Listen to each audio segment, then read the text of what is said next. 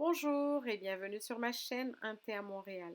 Aujourd'hui, je vous propose la baklava, qui est une pâtisserie du Moyen-Orient en fait, mais qu'on retrouve aussi dans le nord du Maroc. Restez avec moi, je vais partager avec vous tous les secrets de cette friandise. Pour réaliser cette délicieuse baklava, j'aurai besoin de 1,1 kg d'amandes. Idéalement, je vous aurais donné des proportions pour 1 kg, mais j'avais 1,1 kg, donc on va y aller comme ça. 1,1 kg d'amandes que j'ai mis dans l'eau chaude pour pouvoir enlever la peau, donc mondé, et séché à température ambiante. Pas dans le four. J'ai 400 g de sucre. J'ai à peu près 60 ml de fleur d'oranger et j'ai une demi-cuillère à café de cannelle.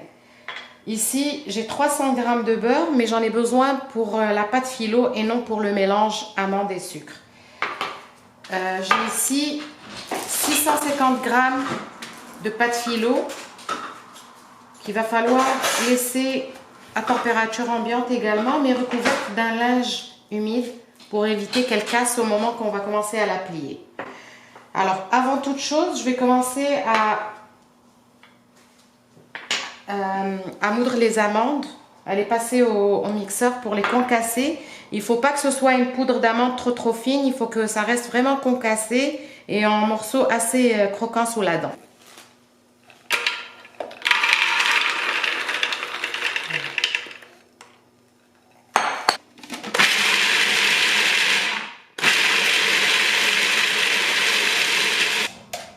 Pendant qu'on moud les amandes, on va commencer à les moudre avec du sucre, comme ça, ce sera plus facile à mélanger.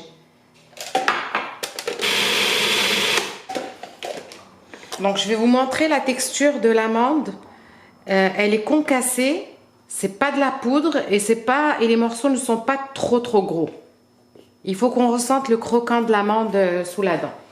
Donc, je vais continuer toutes les amandes et on se retrouve tout à l'heure pour les ingrédients. Et donc, voilà les amandes et le sucre. Là, on va rajouter l'eau de fleur d'oranger, la cannelle. Et ça se peut que j'ai à réajuster la quantité de fleur d'oranger. On va mélanger et on va voir ce que ça donne. Donc, j'ai dû rajouter un petit peu de fleur d'oranger. La quantité de fleur d'oranger dépend vraiment du type d'amande. Des fois, les amandes sont un peu plus grasses que d'autres. Voilà, là, ça va être juste ce qu'il faut. Si je serre comme ça s'agglomère. Sinon, c'est une forme de plat. Là, je me prépare à rouler la baklava. Ici, j'ai la pâte phyllo qui se vend ici en paquet de 454 grammes. Logiquement, d'après la quantité d'amandes que j'ai ici, je vais utiliser un paquet et demi, mais je vais vous revenir pour les quantités exactes. Donc, comme je vous ai dit, elle est là, la pâte phyllo. Elle se vend en rectangle comme ça. J'ai besoin de 3 feuilles à chaque fois. Voilà, donc 3 feuilles que je vais couper en deux. Voilà, donc je vais la couper en deux. En fait, la moitié de chacune.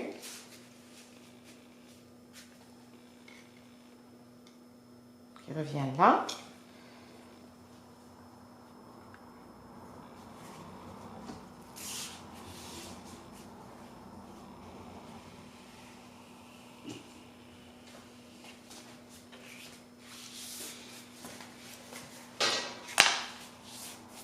Donc là, j'ai un rectangle de 3 feuilles.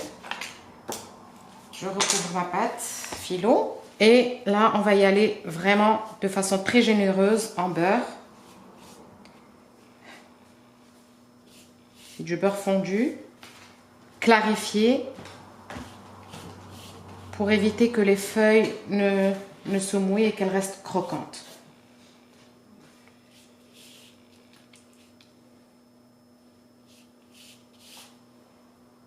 Voilà pour le beurre. Là, on va commencer à étaler les amandes.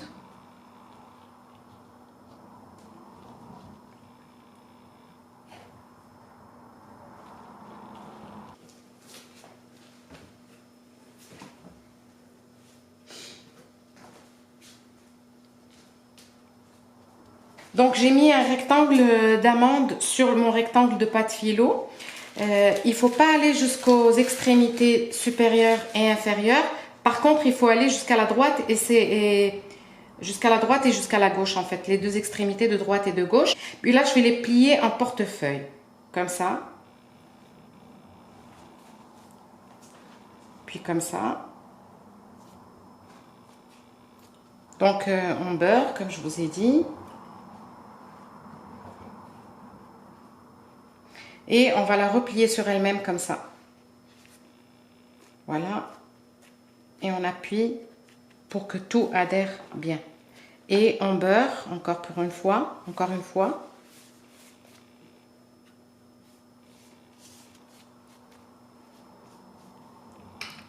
Et on va la placer dans un sac en plastique. Quand on en aura une autre, on va la mettre par-dessus. Et cette pâte-là, elle va passer au moins une nuit au réfrigérateur, au moins 4 ou 5 heures. Si vous avez toute la nuit, c'est encore mieux. Voilà. Comme ça. On va passer à la suivante, je vous retrouve tout à l'heure. Je vais en faire une autre pour vous montrer exactement comment ça fonctionne.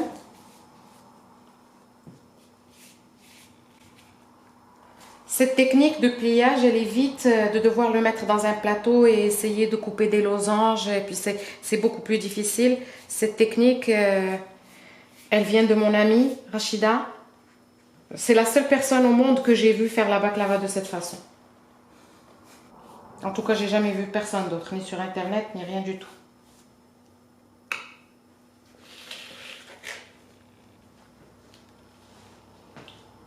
Il faut faire attention de ne pas surcharger la feuille d'amande parce que quand on va la cuire, les amandes vont commencer à sortir sur les côtés. Donc, juste une pluie comme ça.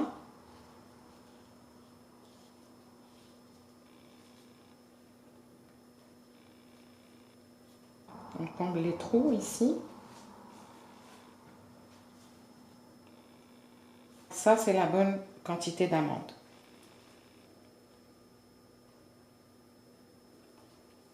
Je plie.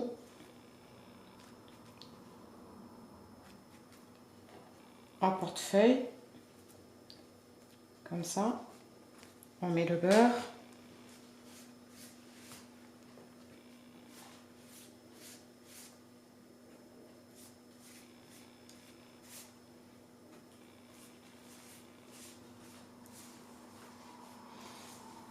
On la replie sur elle-même. Comme ça. Et on la remet sur la précédente. Voilà, comme ça. On la filme dans un plastique et on la met au repos. Donc ici, j'en ai plusieurs. Je voulais vous montrer comment on les empile les unes sur les autres. Et on les laisse. Voilà.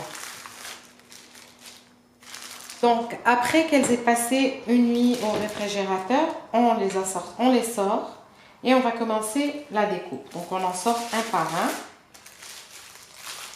et on va les couper en biseautés. Comme ça. Voilà, cette largeur, comme ça nous fera des losanges grands comme ça. Et après, on s'arrange à ce que toutes elles aient le même format.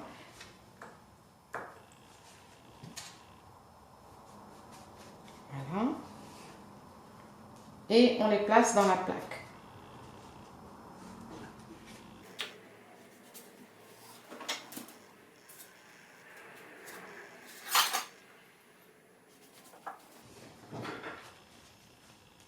Voilà, ça donne des losanges de ce format.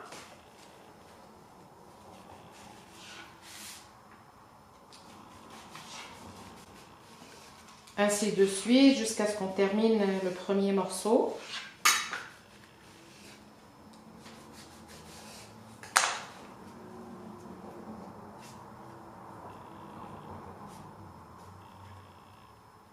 place tout dans la plaque. On n'a pas besoin de laisser beaucoup d'espace. De toute façon, ça colle pas, ça n'enfle pas. Voilà, comme ça. Je vais continuer et je vous retrouve tout à l'heure pour les consignes sur la cuisson. Voilà, je vais vous montrer à quoi ça ressemble à l'intérieur. Voilà.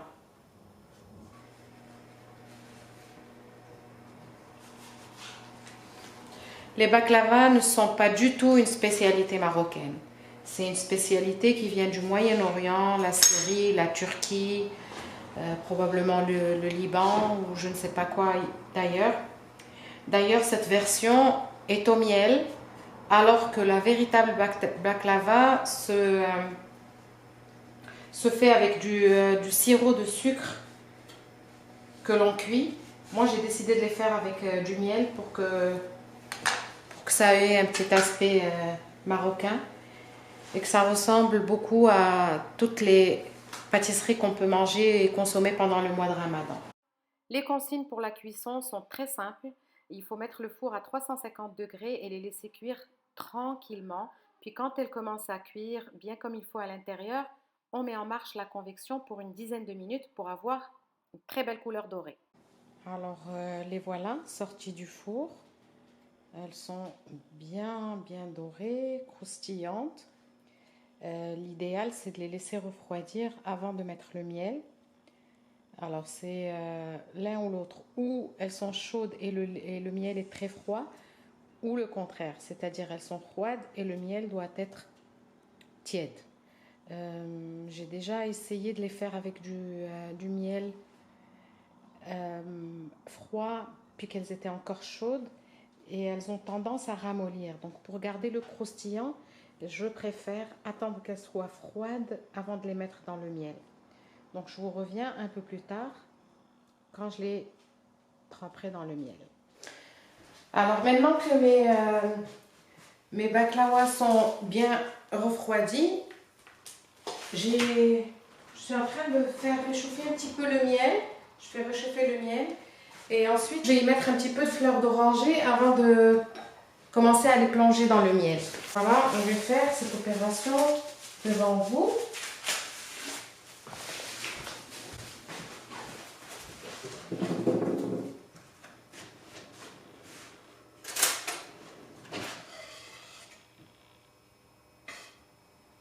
Il faut que le miel soit tiède et un petit peu liquide. Il ne faut pas qu'il reste compact comme ça. Le miel est tiède, il est un petit peu fluide.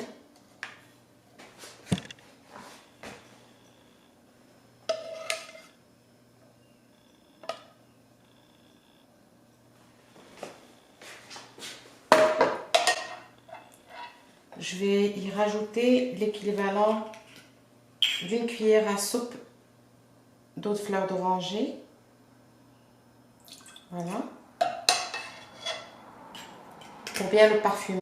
Je vais commencer à les tremper délicatement. La pâte philo, il faut faire attention parce que c'est très fragile.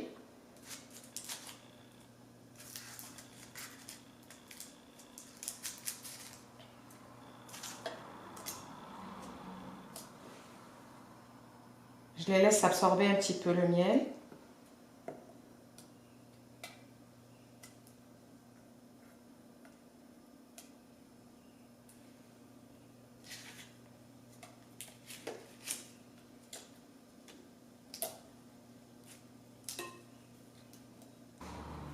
Alors, à un moment donné, je vous avais dit que les baklavas, ce n'est pas une spécialité marocaine, effectivement. D'ailleurs, la vraie baklava, ils mettent du sucre directement sur la plaque et ils la laissent baigner là-dedans. Moi, je vais les faire pratiquement une par une au miel. Donc, c'est ça qui fait un petit peu la différence. Il va y avoir une différence aussi au goût parce que le goût du miel, il est un peu plus prononcé que le sucre. Mais bon, je préfère avec le miel. Voilà, une fois qu'elles ont bien absorbé, on va les retirer délicatement aussi.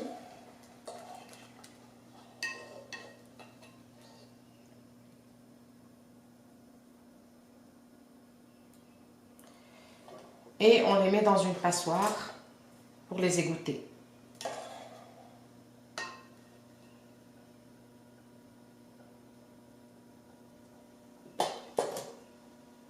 Ensuite, on va renouveler l'opération jusqu'à ce qu'il n'y en ait plus et je vous retrouve tout à l'heure pour vous montrer le résultat final.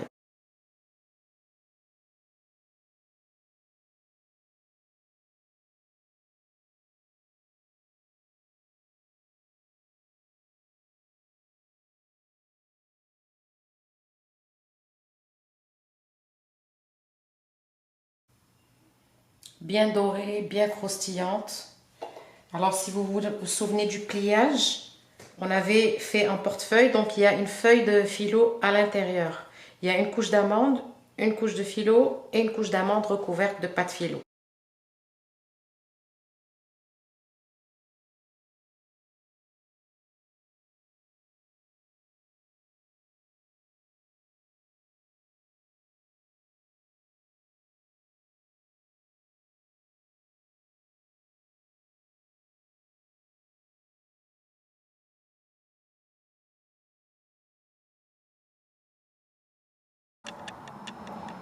Voilà, alors on a fini de les mettre dans le miel.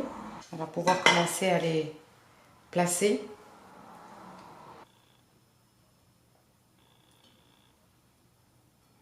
Et c'est là qu'on peut les placer en quinconce pour leur donner une allure de baklava traditionnel.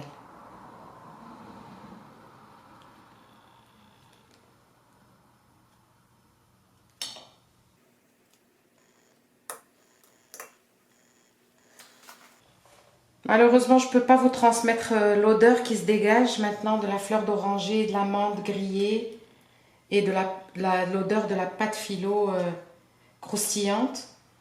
C'est vraiment divin.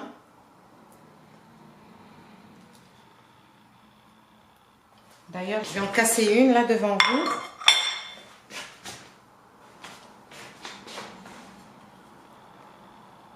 On va choisir celle-ci. Voilà. Regardez.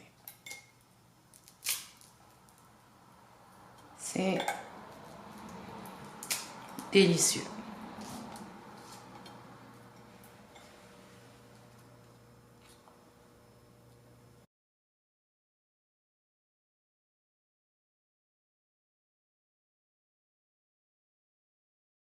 Voilà donc mon plat de baklava.